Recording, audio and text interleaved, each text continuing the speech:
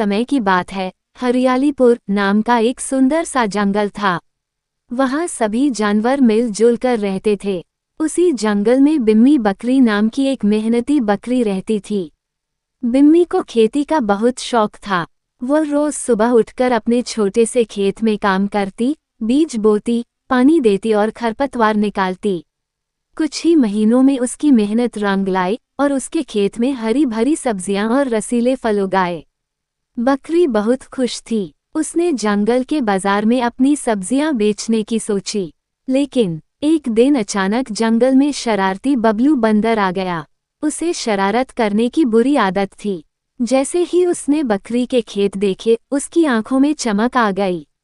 वाह, इतना सारा खाना एक साथ, आज तो मजा आएगा, कहकर बबलू खेत में कूद पड़ा।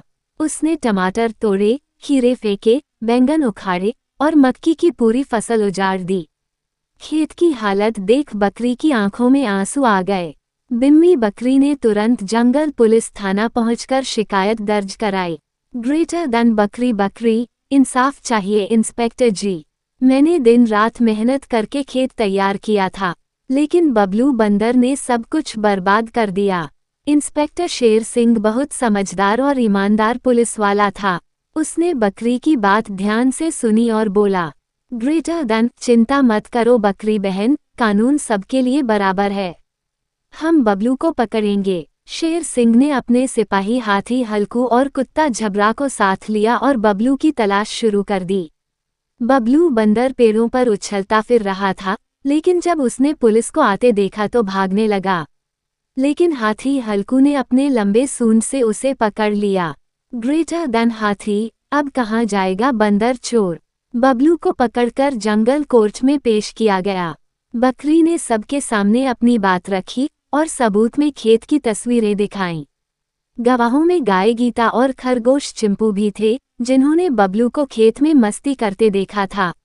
जंगल के जज ऊंट जस्टिस लंबूराम ने सारा मामला सुना और फैसला सुनाया। ग्रेटर देन एक कुबड़ वाला ऊंट, बबलू बंदर को 15 दिन के लिए जंगल जेल में डाला जाए और बकरी को मुआवजे में बबलू की जमा की हुई केले की फसल दी जाए। बकरी खुश हो गई, उसे इंसाफ मिला। बबलू को भी अपनी गलती का एहसास हुआ। जेल में उसने सोच लिया कि अब वह शरारत नहीं करेगा। जेल से निकलने के बाद उसने बकरी से माफी मांगी और बोला, ग्रेटर देन बंदर, बहन बकरी, अब मैं भी तुम्हारी तरह मेहनत से खेती करूंगा।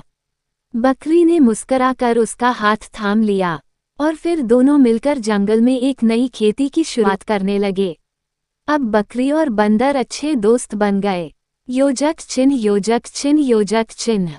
सीख, जो मेहनत करता है उसका हक छीना नहीं जाना चाहिए, और जो गलती करता है उसे सजा और फिर सुधार का मौका मिलना चाहिए। ये कहानी मनोरंजक होगी, जिसमें दोस्ती, साहस, नैतिकता और एक मजेदार कार्टून जैसी दुनिया होगी। जादुई दुनिया, मोटू पतलू और उसकी अजीब खोज। गोलूपुर नाम का एक छोटा सा गांव था, जहां शरारती लेकिन दिल का अच्छा लड़का रहते थे, मोटू पतलू। मोटू पतलू बहुत जिज्ञासु थे। उन लोग को हर चीज की तह तक जाने और पता लगाने का शौक था। कभी वो पेड़ों के पास खड़े होकर पक्षियों की बातें सुनने की कोशिश करते, तो कभी नदी के पास बैठकर नदी की लहरों को देखते थे। एक दिन मोटू पतलू को गांव के पास जंगल में एक पुराना झील मिला, जिसके किनारे एक अजीब सा चमकता हुआ बड़ा पत्थर पड़ा था।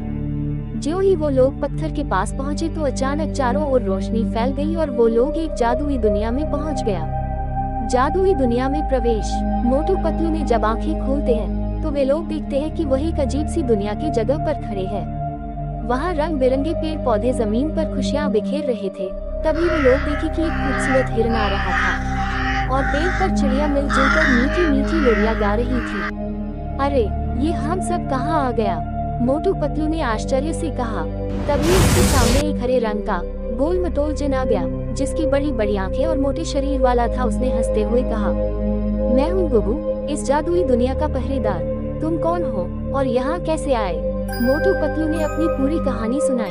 गुगू ने मुस्कुराते हुए कहा, तुम बहुत खास हो मोटू पतलू, लेकिन यहाँ से वापस जाने के लिए तुम लोगों 3 परीक्षाएं पास करनी होंगी। क्या तुम लोग तैयार हो? मोटू पतलू ने उत्साह से सिर हिलाया। पहली परीक्षा, बहादुरी की चुनौती। पहली परीक्षा थी डर की गुफा में जाना और वहाँ से सुनहरी तलवार लाना। लेकिन ये गुफा बहुत ही डरावनी थी। उसमें घने अंधेरे के बीच चमकती हुई लाल आंखें वाली आत्मा दिखाई देती थी। मोटू पतलू ने धीरे धीरे गुफा में कदम रखा और अचानक वहाँ की दीवारों से भूतों जैसी आत्माएं निकलने लगी। वे जोर जोर से चिल्ला रही थी, भाग जाओ, यहाँ से बाहर निकलो। मोटू पतलू को डर तो लग रहा था, लेकिन उसने खुद को संभाले और दोनों ने कहा, हम लोग डरेंगे नहीं, ये सब सिर्फ एक जादू है। जो ही उसने हिम्मत दिखाई, सारी भूतिया आत्मा गायब हो गयी और उन लोगों को सुनहरी तलवार मिल गई। गुगु जिन बहुत खुश हुआ, शाबाश, अब अगली परीक्षा के लिए तैयार हो जाओ तुम लोग। दूसरी परीक्षा बुद्धिमानी की परीक्षा। अब मोटू पतलू को बुद्धिमान पहेली वाले महल में जाना था, जहाँ एक बोलने वाला दरवाजा था और उसे पहेली पूछना था। जब मोटू पतलू वहाँ पहुँचा तो दरवाजा गरजते हुए बोला, अगर तुम इस महल में प्रवेश करना चाहते हो तो मेरी पहेली का उत्तर दो। ऐसा कौन सा फल है जिसे खाने के लिए छीलना नहीं पड़ता और उसका नाम एक रंग से मिलता है? मोटू पतलू ने थोड़ी देर सोचा और फिर बोला, संतरा। दरवाजे ने जोर से हंसकर कहा, सही जवाब, अंदर आ जाओ। अब मोटू पतलू को जादुई सिक्का से भरा बैग मिल गया, जो उसे आखिरी परीक्षा के लिए तैयार होना था। तीसरी परीक्षा दोस्ती का मूल्य। अब मोटू पतलू को बर्फीले जंगल में जाना था, जहाँ बहुत ठंड थी और उन लोगों को अलाउद्दीन का चिराग लानी थी। लेकिन वहाँ एक समस्या थी, एक छोटा खरगोश ठंड से चिल्ला रहा था और मदद की गुहार लगा रहा था।